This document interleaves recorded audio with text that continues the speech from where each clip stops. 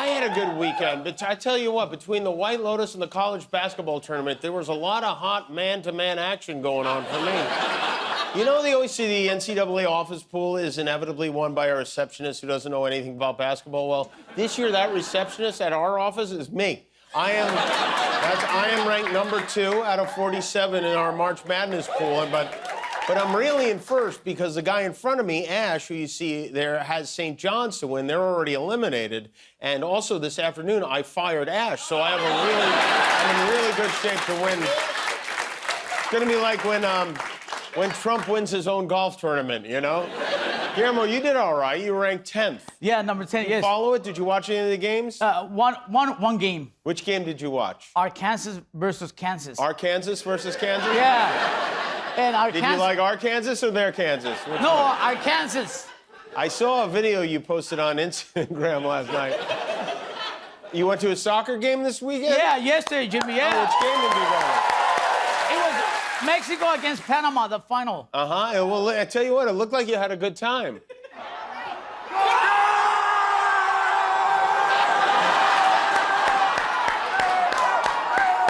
All right, well, I guess my first question is that woman your wife? And what did the woman who actually is your wife say about that woman who isn't your wife? Boy, Jimmy, I wanted to take my wife, but she didn't want to go. Oh. It's her fault. It's a mistake. I want to see the game, you know? You horny little Mo-Chi-Chi. Houston, I don't know if you saw it, our imaginary school, Gonzaga, got knocked out by Houston. Gonzaga will now go back into storage, like Christmas decorations, until next March. Drake was eliminated. This time, instead of Kendrick, it was Texas Tech who did the deed. You know, there is a school called Lamar University that sometimes makes the basketball tournament. Drake versus Lamar would be absolutely incredible. Each year, we are introduced to a new roster of young players and coaches from some of the lesser-known schools. This year, all eyes, or at least the ones in my head, were on Richie McKay, who's the coach at Liberty University, 12 seed that got thumped by Oregon, but scored very high marks for their coach's hair. What are you going to stress to try to chip away at this lead? We got to get in our right identity. We're way out of sync. I just think the early missed shots, our broken floor in transition has really hurt us. Richie went to the barber. He said, make it look like I'm wearing Mickey Mouse ears all the time. Quite a commercial for Sharpie cuts. Speaking of great hair, President Trump doesn't typically fill out a bracket himself, but seems like he might be regretting that now. President Trump, did you fill out a NCAA March Madness bracket? I didn't. I should have. Have there been upsets? A couple, right? You laid down. Did you talk with Pegs at the... I didn't give you one, but maybe backdated, right? The first thing that always comes to mind is, how can I cheat on this? And nobody is better at eliminating schools than Donald Trump, and if he had filled out a bracket, it would be the most perfect bracket the world has ever seen. Over the weekend, the White House announced they're looking for corporate sponsors for the annual Easter egg roll. They're selling sponsorships to celebrate Jesus rising from the dead that run from anywhere from $75,000 to $200,000 a pop. They're offering companies various logo and branding opportunities, just as was foretold in the Bible. Obviously, this is not something that any administration has ever done before, and it brings up a number of ethical concerns, but this isn't your father's White House, and with that said, I'm excited to announce the P.F. Chang's Easter Egg Roll, powered by Mountain Dew Baja Blast. And those little buggers are going to move this year.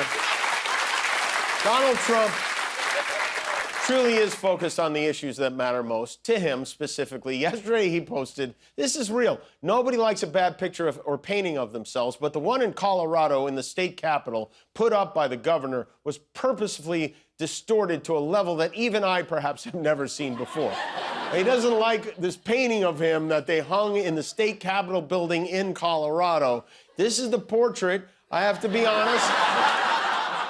I agree with him on this one. It's not a very good likeness. I mean, look how inaccurate the skin color is. His skin is the color of skin. That doesn't... He kind of looks like the villain from Pee-wee's Big Adventure, Francis.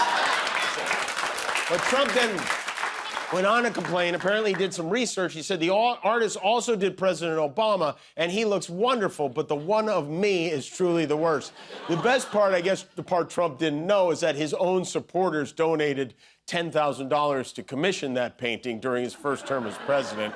But Mona Lisa is laser focused on the big stuff. Over the weekend, he revoked security clearance for Kamala Harris, Hillary Clinton, and Joe Biden. He also locked Hunter out of his laptop for good. This petty retribution was made even sillier today when we got this doozy of a headline from The Atlantic, which is a magazine, not the ocean. They said the Trump administration accidentally texted me its war plans.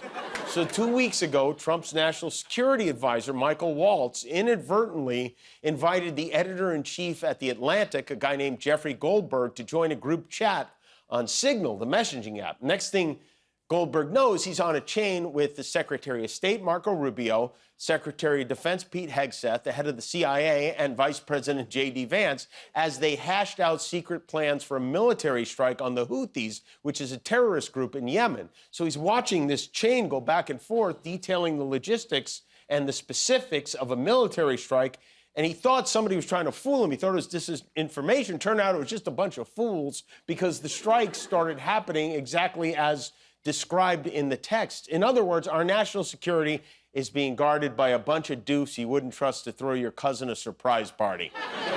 No one on the chain thought to ask, who is JG? What are these initials?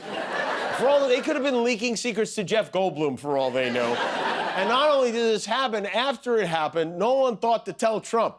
So a reporter asked him about it today. He had no idea. You're saying that they had what? They were using Signal to coordinate on sensitive materials and Having to do with what? Having to do with what? What were they talking about? with the Houthis. The Houthis? You mean the attack on the Houthis? Well, it couldn't have been very effective, because the attack was very effective, I can tell you that. I don't know anything about it. You're telling me about it for the first time. It sounds like one of those you tell them, no, you tell them things, but my God, if Joe Biden's top-level military team accidentally texted these plans to a journalist, Laura Ingram's erection would be so rock-strong, it would break through the wall like the Kool-Aid Man. This is a crazy mistake by any definition, but you have to remember, Pete Hegseth, our Secretary of Defense, 3 months ago was a weekend host on Fox and Friends. So when his former partner on air, his old co-worker, Will Cain, got the story, he made the choice to look at the bright side of it. If you look at the actual content of what was reported, if you look at how they discuss potential strikes on Houthis in Yemen, what you will see is dialogue between Vice President J.D. Vance, Secretary of Defense Pete Hegseth, and many more in a very collaborative, open, honest, team-based attempt to come to the right decision after years of secrecy and incompetence. If you read the content of these messages, I think you'll come away proud that these are the leaders making these decisions in America. If you read the content of these messages, the point is we're not supposed to read the content of these messages.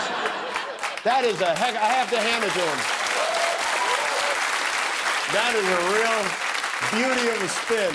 Meanwhile, these guys are so far up Trump's butt. On Friday, Pete Hegseth dropped by the White House to show off the new military plane they're naming in honor of, guess who, our 47th president. We've had the F-15, we have had the F-16, the F-18, the F-22, the F-35. Now we have the F-47, which sends a very direct, clear message. It does? It does. You hear that, China? Our planes go up to 47 now. It's Spinal Tap the administration. F-47 sounds more like a vanity plate you get if you wanted everybody to know you don't like Donald Trump. F-47 could be our version of Let's Go Brandon. And then we have Co-President Musk, who had an all-hands meeting with Tesla employees to reassure them that everything is going to be possibly, maybe okay. So Teslas will be available worldwide. So overall, it's good. If you read the news, it feels like, Armageddon. So I was like, I can't walk past the TV without seeing a Tesla on fire. Like, what's going on? Some people, it's like, listen, I understand if you don't want to buy our product, but you don't have to burn it down. That's a bit unreasonable, Like, Like, this is psycho. Stop being psycho. Okay.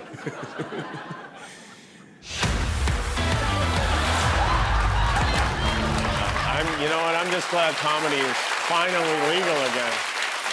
Really, the only good news lately is we have a lot of great TV shows. Did you guys watch the season finale of Severance over the weekend? All right. That was great. The Last of Us is coming back. A very funny show called The Studio on Apple. We have guests from both of those programs tonight. And, of course, the show everyone saw last night, The White Lotus, on Max. When nobody's a bigger fan of The White Lotus than our own Guillermo. Have you ever seen The White Lotus, Guillermo?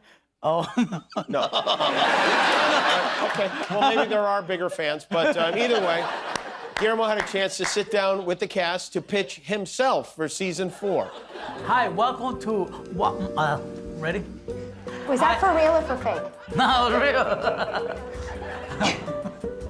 This is going great. This is going fantastic. Listen, I really want to be part in the White Lotus show, okay? Yeah, okay. You know, I want to get a part in case Donald Trump put Jimmy in jail. I want to have a... Yes, or deports you, which I'm sure is coming. Hopefully not. Yeah, that's a great question. Okay, so let me ask you, are you afraid of death? I can play a dead person. Look. Oh, well then yes, you can be in the opening. You can be the dead body. Very good. I'm not really dead. Oh my God, very good. I'm a good actor. You are an excellent actor. I really want to be in White Lotus. I really want to be in the show. Scream like someone's gonna kill you like it's a White Lotus. Scream like you're having sex. But who can I be? Who can I play in the show? I think you should be Belinda's lover. Which one is Belinda? I don't watch the show. Oh, you? I mean... Oh my God. You're welcome. Are you hitting on me? I think I am. Oh my God. So what role should I be playing? If you like to drink a lot, you could be a bartender. Exactly. If you All want. right. If you want to, let's do one. Let's do a scene and let's see how you do.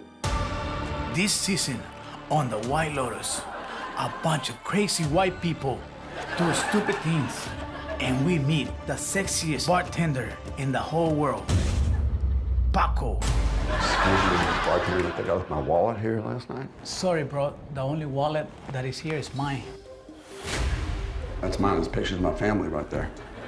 They're my family now. And by the way, I cannot believe we had sex last night. Yeah. Crazy, right? What happens in Thailand stays in Thailand. This is really nice, but I'm a little bored. You wanna get high and play skee-ball at Chuck E. Cheese? Yes. At the end of the week, you will be an entirely different person. Where are the prostitutes? I love to tell you, but I'm the bartender cop. Listen, I cannot believe we had sex last night. To Thailand. And a week of new memories. Sorry, ma'am. I had to cut you off. You're too horny. What if this life is just a test to see if we can become better people? I cannot believe we had sex last night. Enjoy your breakfast. Someone once said, the secret to life is knowing when to stop. You're not supposed to drink on the job. Shut up, loser. Listen, I cannot believe we had sex last night. It seems like it didn't matter to you. It was okay. Wow! I can't resist you. Get in line, baby. I cannot believe we had sex last night. You were fantastic.